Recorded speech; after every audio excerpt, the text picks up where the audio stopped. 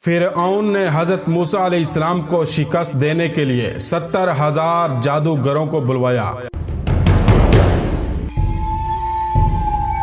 فرعون نے ان جادوگروں کو کیوں بلوایا تھا اور ان جادوگروں نے کیسے حضرت موسیٰ علیہ السلام کے ساتھ مقابلہ کیا، ان جادوگروں کا انجام کیا ہوا، ان تمام سوالوں کے جوابات آج ہم آپ کو اس ویڈیو میں قرآن مجید کی آیات اور روایات کی روشنی میں بتائیں گے۔ حضرت موسیٰ علیہ السلام جب ایک درخت کے پاس گئے جس سے آگ نکل رہی تھی، اس درخت سے خدا نے حضرت موسیٰ علیہ السلام سے کلام کیا۔ قرآن مجید کی سورہ قصص اور سورہ طٰ میں ارشاد ہوتا ہے، اے موسیٰ، میں اللہ رب العالمین ہوں، میں تیرا پروردگار ہوں، اپنے جوتے اتار دے کیونکہ تو مقدس سرزمین طوا میں ہے۔ خدا نے حضرت موسیٰ علیہ السلام سے سوال کیا، اے موسیٰ، یہ تیرے دائیں ہاتھ میں کیا ہے؟ حضرت موسیٰ علیہ السلام نے جواب میں کہا، یہ لکڑی میرا عصا ہے، میں اس پر ٹیک لگاتا ہوں اور اس سے اپنی بھیڑوں کے لیے درختوں سے پتے جھاڑتا ہوں، اس کے علاوہ اس سے دوسرے کام لیتا ہوں۔ حضرت موسیٰ علیہ السلام سے کہا گیا کہ اپنے عصا کو زمین پر ڈال دو، چنانچہ حضرت موسیٰ علیہ السلام نے عصا کو پھینک دیا۔ اب کیا دیکھتے ہیں کہ وہ عصا سانپ کی طرح تیزی سے حرکت کر رہا ہے۔ یہ دیکھ کر حضرت موسیٰ علیہ السلام ڈرے اور پیچھے ہٹ گئے، یہاں تک کہ مڑ کے بھی نہ دیکھا۔ آواز قدرت آئی،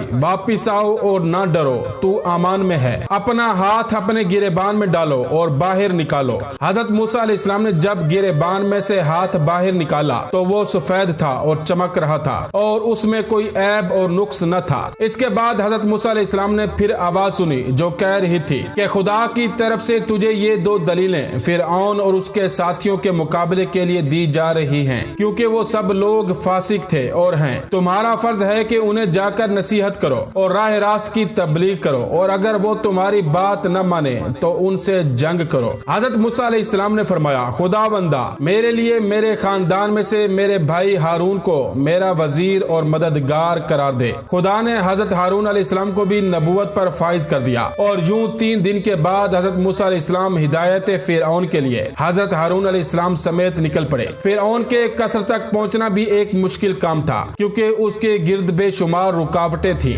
درندے اور اشجار وغیرہ۔ حضرت موسیٰ علیہ السلام اپنا عصا مارتے گئے، دروازے کھلتے گئے اور آپ داخل ہوتے گئے۔ نہ دربانوں کی ہمت پڑی کہ حضرت موسیٰ علیہ السلام کو روکیں، اور نہ شیروں اور دیگر درندوں سے ہو سکا کہ درمیان میں حائل ہوں۔ آخر الامر آپ فرعون کے قصر تک پہنچ گئے۔ جب آپ فرعون کے قصر کے دروازے تک پہنچے تو آپ نے ایک شخص کے ذریعے سے اندرون خانہ فرعون کو پیغام بھجوایا کہ میں دروازے پر آیا ہوا ہوں اور تیری ہدایت کے لیے آیا ہوں۔ ایک روایت میں ہے کہ یہ اطلاع ایک منہ چڑھے مسخرے نے اندر پہنچائی تھی، کیونکہ رعب فرعون کی وجہ سے کسی درباری کو یہ ہمت نہ تھی کہ فرعون کی خدائی کے خلاف کسی کا پیغام اس تک پہنچائے۔ مسخرے نے اندر جا کر کہا کہ آج میں نے عجیب و غریب بات دیکھی ہے۔ فرعون نے پوچھا کہ تم نے کیا دیکھا ہے؟ مسخرے نے کہا کہ میں نے تیرے قصر کے دروازے پر 2 ایسے شخصوں کو دیکھا ہے جنہیں تیرے قصر تک پہنچنے میں نہ شیر درندے حائل ہو سکے اور نہ تیرے مضبوط دروازے حائل ہو سکے، اور وہ عجیب بات کہتا ہے۔ فرعون نے پوچھا وہ کیا کہتا ہے؟ مسخرے نے کہا کہ حضور، وہ آپ کو اللہ کہنے کی بجائے کسی دوسرے اللہ کا ذکر کرتا ہے اور کہتا ہے کہ ہمارا خدا وہ ہے جس نے ہمیں اور فرعون کو اور ساری کائنات کو پیدا کیا ہے۔ یہ سننا تھا کہ فرعون آگ بگولا ہو گیا اور حکم دیا کہ دربار میں حامان اور دیگر ارکان موجود ہوں۔ جب دربار میں سب لوگ موجود ہوئے تو حضرت موسیٰ علیہ السلام اور حضرت ہارون علیہ السلام کو باہر سے اندر بلوایا اور حضرت موسیٰ علیہ السلام کو ڈانٹ کر کہا کہ تم کون ہو؟ حضرت موسیٰ علیہ السلام نے فرمایا کہ میں خدا کے بندوں میں سے ایک بندہ ہوں، اس نے مجھے خاک سے پیدا کیا اور آخری منزل بھی خاک ہی قرار دی ہے۔ فرعون نے کہا کہ میں تمہیں پہچانتا ہوں اور تم سے پوچھنا چاہتا ہوں کہ تم کو ہو کیا گیا ہے اور تم کیا کر رہے ہو؟ اے موسیٰ، تمہیں شرم نہیں آتی کہ ابھی کل کی بات ہے کہ تم ہمارے گھر میں پرورش پا رہے تھے، پھر تم نے ایک قبطی کو قتل کر ڈالا، پھر تم یہاں سے بھاگ کر روپوش ہو گئے، پھر مدین میں مزدوری کرنے لگے اور ایک شخص کی بکریاں چرانے پر ملازم ہو گئے، اور اب ایک عرصے کے بعد واپس آ کر بلند آواز سے دعویٰ کرنے لگے ہو اور میرے علاوہ کسی اور خدا کی خبر دے رہے ہو۔ موسیٰ سنو،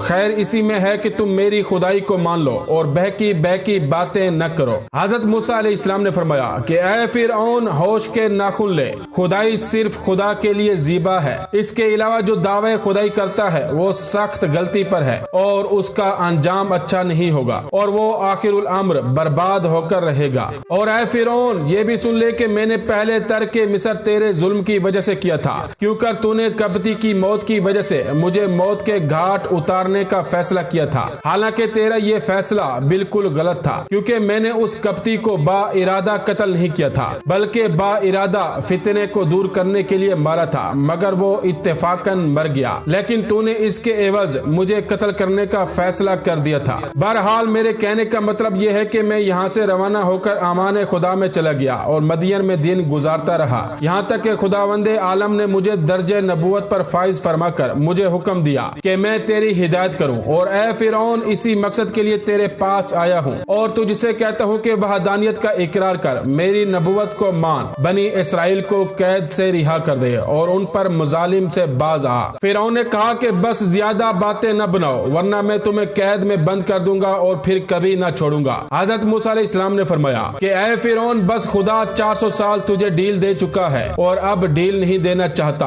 یہ کہہ کر آپ نے اپنی نبوت کے ثبوت میں اپنے عصا کو زمین پر ڈال دیا۔ عصائے موسیٰ کا زمین پر پہنچنا تھا کہ وہ ایک عظیم اژدہا بن گیا، اس کے منہ سے آگ کے شعلے نکلنے لگے، اس کی آنکھیں انگارے کی طرح چمکنے لگی، اس کی ناک سے دھواں نکلنے لگا، منہ سے مہیب آواز نکلنے لگی۔ غرض یہ کہ ایسی صورت پیدا ہو گئی کہ سارے دربار میں ہلچل مچ گئی۔ اژدہا جس طرف رخ کرتا تھا ہر چیز جل کر خاکستر ہو جاتی تھی۔ بالآخر اس نے فرعون کی طرف رخ کیا۔ فرعون نے جو ہی اس کا رخ اپنی طرف دیکھا منہ کے بل گر پڑا اور فریاد کرنے لگا کہ موسیٰ بچاؤ، موسیٰ بچاؤ۔ حضرت موسیٰ علیہ السلام نے با اشارے خداوندی عصا کو ہاتھ میں اٹھا لیا اور وہ پھر ڈنڈا بن گیا۔ بے روایت روزۃ الصفا اس ہیبت سے فرعون کو ایک دن و رات میں 40 دست آئے۔ پھر حضرت موسیٰ علیہ السلام نے اپنی نبوت کے ثبوت میں ید بیضا دکھایا اور کہا کہ اے فرعون اگر تو میری ایک بات مان لے تو میں تیری زندگی کے لیے خدا سے 4 باتیں منوا لوں گا۔ اس نے پوچھا کہ تمہاری باتیں کیا ہیں؟ حضرت موسیٰ علیہ السلام نے فرمایا کہ ہماری بات تو یہ ہے کہ خدا کی وحدانیت کا اقرار کر اور اس کی عبادت کے لیے سر جھکا، اور 4 باتیں جو تیرے لیے ذکر کر رہا ہوں یہ ہیں: نمبر 1 تجھے ہمیشہ کے لیے جوانی مل جائے گی۔ نمبر 2 تجھے ایسی بادشاہی مل جائے گی جسے کوئی چھین نہ سکے گا۔ نمبر 3 تجھے ایسی تندرستی دے دی جائے گی جس کے قریب بیماری پھٹک نہ سکے گی۔ نمبر 4 تجھے جنت نصیب ہو جائے گی۔ فرعون نے حضرت موسیٰ علیہ السلام کے جواب میں کہا کہ میں تمہاری ان باتوں پر اہل رائے سے مشورہ کروں گا۔ چنانچہ اس نے اپنی بیوی آسیہ سے سب سے پہلے مشورہ کیا۔ انہوں نے کہا کہ کون عاقل ایسا ہوگا جو موسیٰ کی بتائی ہوئی نعمتوں سے روح گردانی کرے گا۔ اس کے بعد دیگر سرکاری عہدے داروں سے مشورہ کیا۔ انہوں نے کہا کہ اب کسی کے سامنے سر جھکانے کا کوئی مطلب نہیں، عرصہ دراز سے لوگ تیرے سامنے سر جھکاتے رہے ہیں، اب اگر تو نے کسی کے سامنے سر جھکا دیا تو یہ بہت بری بات ہوگی۔ اب رہ گیا حضرت موسیٰ علیہ السلام کا مذکورہ چیزوں کے متعلق وعدہ، وہ یوں ہی سا ہے، اس کی کوئی حقیقت نہیں ہے۔ پھر ان لوگوں نے کہا کہ حضرت موسیٰ علیہ السلام نے جو دربار میں ڈرامہ کیا ہے تو اس سے متاثر نہ ہو اور ان دونوں جادوگروں کا علاج کر اور ان کے کرتب کو ناکام بنا دے تاکہ یہ ہمیشہ کے لیے خاموش ہو جائیں۔ فرعون نے پوچھا کہ پھر اس کی کیا ترکیب کی جائے؟ ان لوگوں نے کہا کہ حضرت موسیٰ علیہ السلام نے دربار میں جادو سے کام لیا تھا، اب تاریخ مقرر کر کے ان کو بھی بلا لے اور اپنے ملک کے جادوگروں کو طلب کر لے، پھر مقابلہ ہو جائے۔ یقیناً ہمارے ملک میں ایسے ایسے جادوگر ہیں کہ ان کے مقابلے میں حضرت موسیٰ کچھ بھی نہیں ہیں۔ فرعون نے ان لوگوں کی بات مان لی اور جادوگروں کے بلائے جانے کا حکم جاری کر دیا اور ایک تاریخ مقرر کر دی اور حضرت موسیٰ علیہ السلام کو اطلاع دے دی کہ فلاں مقام پر فلاں دن آ جانا، تمہارے جادو کا مقابلہ کیا جائے گا۔ ایک روایت میں ہے کہ جو مقام معین کیا گیا تھا اس کا نام اسکندریہ تھا۔ حضرت موسیٰ علیہ السلام کو اطلاع دینے کے بعد فرعون نے تیاری شروع کر دی اور بے روایت اکرما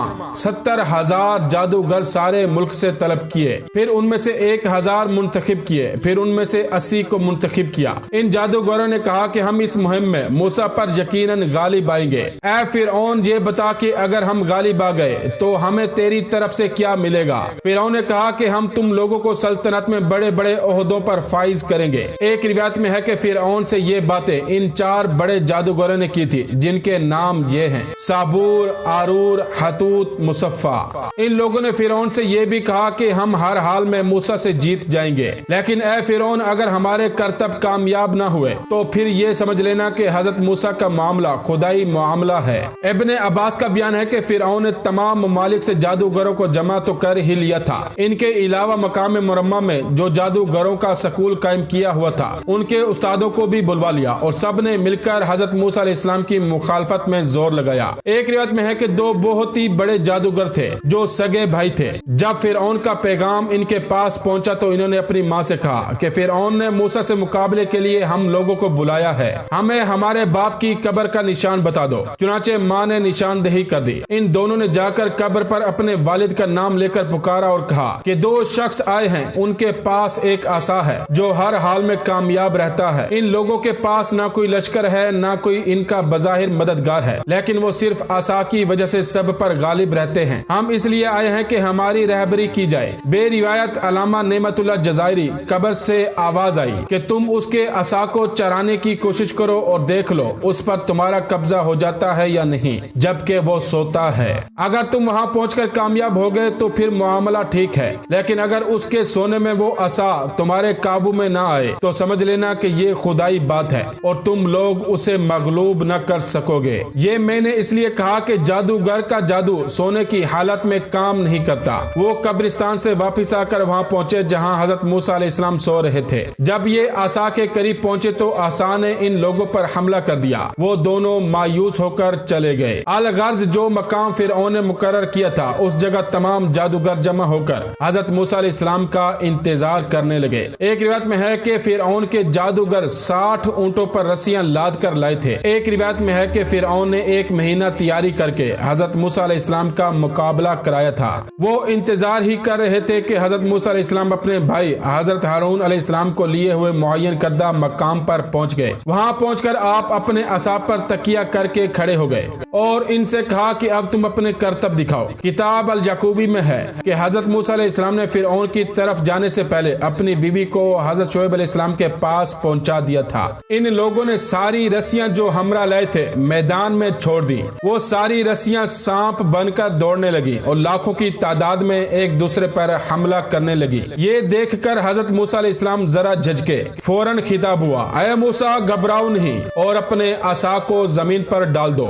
जैसे ही हजरत मूसा अलैहिस्सलाम ने असा को जमीन पर डाला वो अजदहा बनकर सांपों को निगलने लगा और थोड़ी देर में तमाम सांपों को निगल गया। जब सांपों को निगल चुका तो उसने फिरौन के महल को निगलने का इरादा किया। ये देखकर फिरौन वहां से भाग निकला। फिर हजरत मूसा अलैहिस्सलाम ने हाथ बढ़ाकर अजदहा को उठा लिया और वो हाथ में डंडा बन गया। मुअर्रिखीन का बयान है कि उस वक्त ऐसा अजीम हंगामा बर्पा हो गया और ऐसी भगदड़ मच गई कि 25,000 अफराद कुचल गए और फिरौन की ये हालत खौफ के मारे हो गई कि उसको दस्त आने लगे और ता जिंदगी आते रहे। मुख्तसर ये कि फिरौन को शिकस्त फाश हुई और उसी मैदान में कब्त के 70 कबाइल मुसलमान हो गए और जादूगरों में तकरीबन सभी हजरत मूसा अलैहिस्सलाम और खुदाए मूसा पर ईमान ले आए और जादूगर सजदे में गिर पड़े।